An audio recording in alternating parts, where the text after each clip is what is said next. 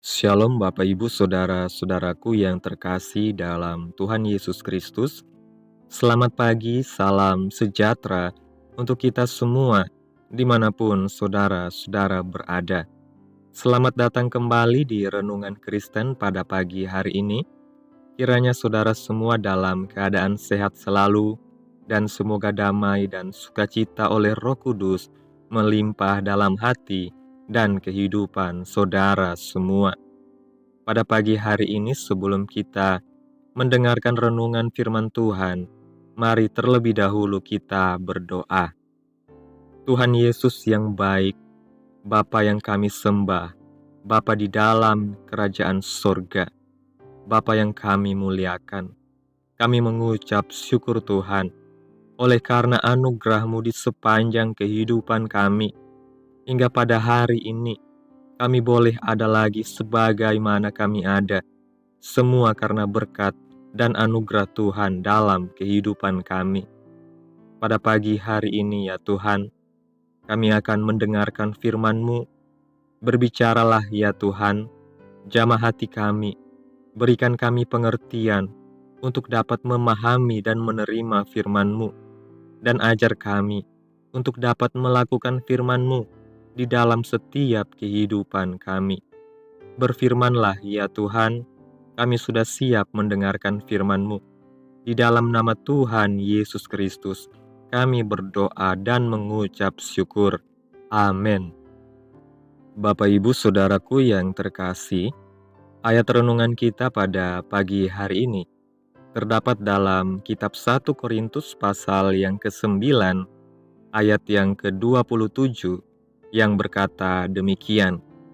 Tetapi aku melatih tubuhku dan menguasainya seluruhnya, supaya sesudah memberitakan Injil kepada orang lain, jangan aku sendiri ditolak. Bapak Ibu Saudaraku yang terkasih, sebagai orang percaya, kita seringkali dihadapkan pada pertempuran antara keinginan tubuh jasmani dan panggilan rohani. Hidup sebagai orang Kristen bukan hanya tentang menerima keselamatan, tetapi juga tentang bagaimana kita memelihara dan mengembangkan manusia baru yang ada di dalam diri kita. Tubuh jasmani kita, meskipun merupakan bagian penting dari keberadaan kita, bukanlah manusia baru yang telah dilahirkan kembali. Sebaliknya, tubuh ini seringkali masih dipengaruhi oleh keinginan-keinginan yang lama dan godaan duniawi. Rasul Paulus sendiri mengakui bahwa tubuhnya juga memiliki kecenderungan untuk berbuat hal-hal yang tidak baik. Maka kita tidak boleh merasa heran jika tubuh kita seringkali menggoda kita untuk melakukan hal-hal yang tidak sejalan dengan kehendak Tuhan. Paulus memberikan kita pelajaran yang sangat penting tentang bagaimana mengatasi godaan dan kelemahan tubuh ini. Iblis seringkali bekerja melalui tubuh kita, menggoda kita untuk melakukan hal-hal yang bertentangan dengan manusia baru yang ada di dalam diri kita. Namun Paulus menunjukkan bahwa kita tidak harus tunduk pada keinginan tubuh. Dia berkata, "Aku melatih tubuhku dan menguasainya seluruhnya." Ini berarti bahwa kita, manusia rohani yang baru, memiliki kuasa untuk mengendalikan tubuh kita. Kita tidak boleh membiarkan tubuh menguasai diri kita, melainkan manusia baru di dalam kita yang harus memimpin. Kunci kemenangan atas tubuh dan godaan terletak pada disiplin rohani dan kesadaran akan identitas baru kita di dalam Kristus. Ketika kita menyadari bahwa kita adalah ciptaan baru, kita harus melatih diri untuk hidup sesuai dengan panggilan rohani kita. Tubuh kita mungkin masih menginginkan hal-hal yang lama, tetapi manusia baru di dalam diri kita sudah tidak berhasrat lagi terhadap hal-hal tersebut. Dengan kuasa Roh Kudus dan ketekunan dalam melatih diri, kita bisa menundukkan tubuh kita di bawah kendali manusia baru yang hidup di dalam kebenaran Tuhan. Inilah yang Paulus lakukan dan ajarkan, yaitu menguasai tubuh, bukan membiarkannya menguasai kita. Sebagai orang percaya, kita dipanggil untuk menjalani hidup yang berbeda dari dunia ini. Perjalanan hidup Kristen adalah tentang kemenangan, bukan hanya atas dosa, tetapi juga atas diri kita sendiri, termasuk keinginan tubuh yang lama.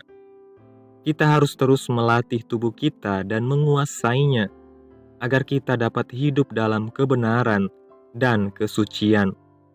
Dengan mematuhi prinsip ini, kita tidak hanya memberitakan Injil kepada orang lain, tetapi juga memastikan bahwa kita sendiri tetap berada dalam jalan keselamatan yang benar. Bapak Ibu Saudaraku yang terkasih, kesimpulan renungan pada pagi hari ini, pertempuran antara keinginan tubuh dan panggilan manusia baru adalah bagian dari perjalanan hidup Kristen. Namun dengan disiplin rohani dan pengertian tentang identitas baru kita di dalam Kristus, kita dapat menguasai tubuh kita dan hidup sesuai dengan kehendak Tuhan. Rasul Paulus memberi teladan bagaimana kita dapat berjalan dalam kemenangan atas tubuh dan tetap hidup sebagai ciptaan baru yang memuliakan Tuhan. Amin.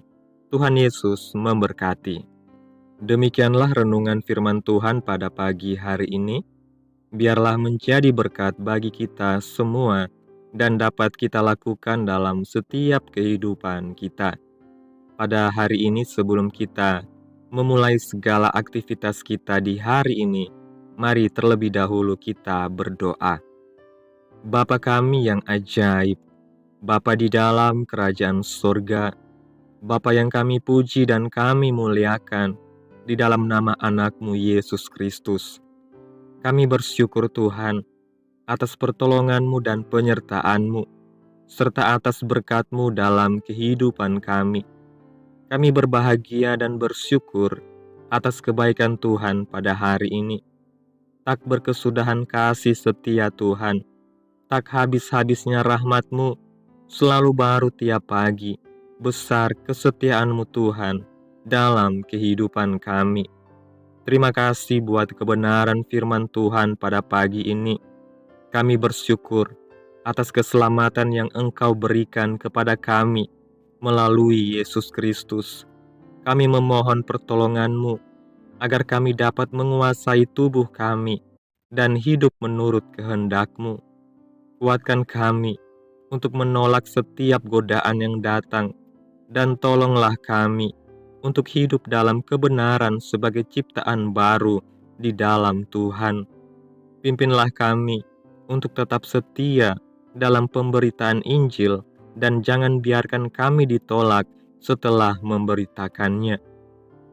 Terima kasih Tuhan, kiranya apa yang Engkau firmankan hari ini dapat kami tanam di dalam hati kami masing-masing, dan kuatkanlah kami untuk melakukan apa yang Engkau firmankan sesuai dengan kehendak Tuhan. Biarlah perkataan-Mu menyegarkan jiwa kami, menghidupkan hati yang lemah dan lesu, dan membangkitkan harapan dan kasih. Berkati umat-Mu yang sudah mendengarkan firman Tuhan hari ini. Berkati di setiap saat, tempat, dan kondisi hidup mereka, agar senantiasa selalu merindukan dan membutuhkan firman Tuhan sebagai pelita kebenaran yang memerdekakan dan penghiburan yang menguatkan. Ajarilah kami bahasa firman-Mu dan bimbinglah kami untuk selalu hidup sesuai kehendak-Mu, agar kami selalu dekat kepada Tuhan. Terima kasih Tuhan Yesus yang baik, buat kesempatan hidup yang masih Engkau berikan. Kami mau pakai untuk hormat dan kemuliaan nama-Mu.